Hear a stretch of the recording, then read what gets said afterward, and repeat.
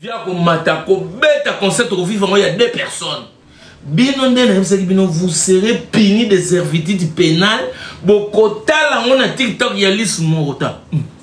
To comme ça nous va vie de loin. Bokota la on ya liste morota, c'est-à-dire et puis nous allons filmer TikTok na ko. Mama si ko so mbimba te kata katikati. De ça zibino mama si azoya ya satonge bien. Soit si Kofi, il y a ça tombé bien. Beaucoup souffrir. Il faut que nous sommes en streaming pour mon nom et m'vimba. On est pas puni ça on peut sabino. Vous serez puni. Dans ce moment là tu souba bini kuna, ba petit musu na tanga ba comme na binoté. Monia ezaka songa na matina na live, tamsu ya new analyse.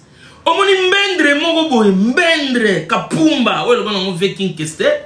Batumo bayena ba poto moko zo sentir avant na poto mondire na kalfungula poto yo zo vanda est-ce que yo monte ngo hôtel amir au moins to ndoza na kalfungula poto ya kalfungula poto mais ya kalfungula mais ozo ni nganga na mati yo yenga na to sa débat ngana to sa débatté au mona bokulte au solo na bokulte donc ba mise tuni mona ba mona musika au kotandule na poto te.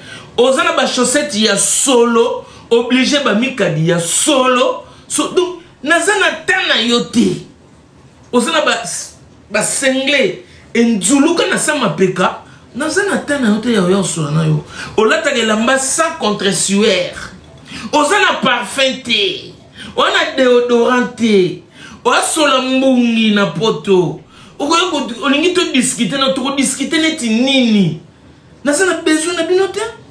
De son la matin en live, au moni munzaki moko boya point na point a mati aya ko contredire nga poto saneti pas parole ça matawa non on ba na new analyse moni batu no wana oba matara wana pringa ngana za na live ya ko loba sona matara pa na bino ezaka pona pesa ka communiquer publicité na za na pousa batu wana te na sana ba fa non ça no fa d'abord on a nous Bozawana, boza kutu côté teni. Na bien, on dit poto. Biso dans longa poto. Talangai bien au monde. On dit oh, longa poto. Na minute no beta na bimi loko na neti garde du corps. Ya jo oyo nani oyo Arafat.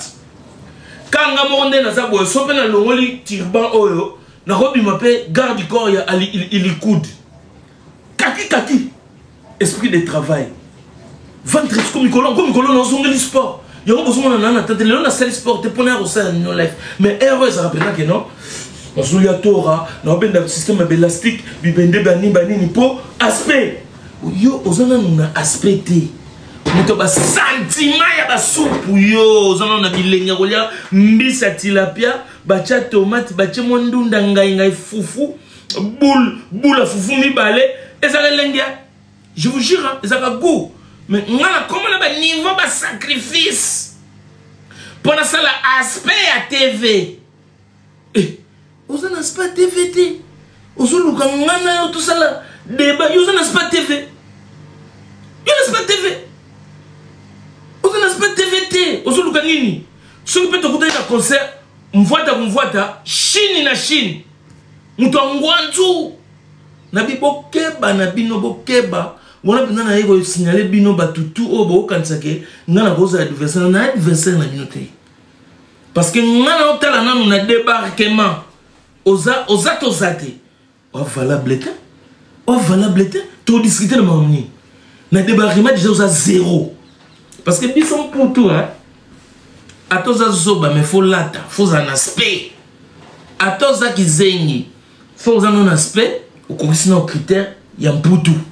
Mais atoza mayele muninga atoza mayele ngoti na naza soza non aspect pour tout échec nul zéro point na point na ko discuter na yote de trop samba te pour les amis kili avant to na ko samba ya na un aspect non to na samba pour na ko samba na batutu te nous samba non ndeni. Vous avez un aspect. Surtout samba, tout le monde samba, c'est une discussion. Vous avez un évité. Franchement, un évité. Et l'on a ça un méchant. On tout ça, yo pas parole sur na ko boté, yo ko boté pas parole. Na beto liko finalisu tala. Au moins nga vuma gonde na boyego presque 59 ans, hein. Mais tala bolite na ningezo. On a bolite na. Sona pupuli loko. O ka na pas parole sa chetungle. Sona pupuli loko. Bofinga na sima internet, hein. Dieu vous a donné la chance. Parce que nous appelé. Il y a un coffee film coffeette. Vous avez une bonne musique. Vous avez un ticket. Et puis, il y a un bel homme. Batunyo surtout, vous avez une idée de guerre na faire rigola. Faire rigola, mon amalam. N'a fait rigola, je suis très très reconnaissant. Faire rigola, moi je l'ai malmené. Quand il est sorti de la prison, bon, pas malmené dans les mauvaises foi, non, parce que j'étais en train de faire une enquête. Enquête, wana, ezaki, pas dans ma propre volonté, parce que j'ai sorti des idées que les gens qui sont autour de faire, des gens, je dis bien entre guillemets, des contre-moléments, les gens, des personnes qui n'aiment pas quand quelqu'un amène une idée qui est positive. Ils vont combattre cette idée-là. Ces gens-là ont commencé à me combattre pendant que Ferry il était en prison. Directement, ça m'a donné l'énervement et j'ai changé les méthodes des systèmes de soutenir Ferry. Parce que j'étais en train de soutenir Ferry dans son emprisonnement. Personne n'oubliera. Écoute, le jour où j'ai commencé le soutien de Ferry, j'avais mis cette chemise avec un pantalon kaki. J'étais en kaki toujours. Tête rasée, avec un bandana américain. J'avais mis des menottes pour dire je suis Ferrigola. Et tout le monde mettait cette tenue en guise de soutien à Ferrigola. J'ai été vilipendé, attaqué par quelques personnes, je dis bien quelques personnes mal intentionnées, soi-disant autour du Ferry. C'est pour ça que j'avais changé. Papa, on a bloqué mon touté. Mututu akotawa soka ufinga afinga soka oloba mais moi je suis en train de parler. Je suis un grand orateur. Ce qui ba lelo bamba bloka oloba oyo nous on a donné les goûts. Oye pour banjo loba lelo on ba journaliste maya foufou ba bimi partout. Moi je fais pas la télé pour les maya foufou hein. Ah non. Sinon j'allais faire toutes les émissions. J'allais être un grand yamba yamba. Tous les dossiers, j'allais être là pour parler, mettre dans les YouTube, avoir quelques centimes, acheter mes likaya pour finir mon badi. Mais je ne suis pas. Je ne le suis pas.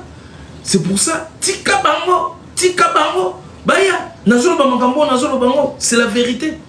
C'est comme ça, moi j'ai commencé à faire les enquêtes sur l'arrestation de Ferrigola.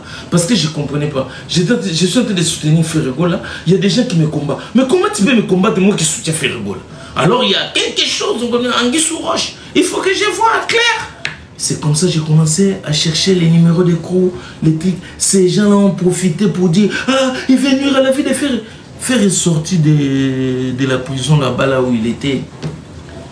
Il nous a sorti une belle chanson, Liberté.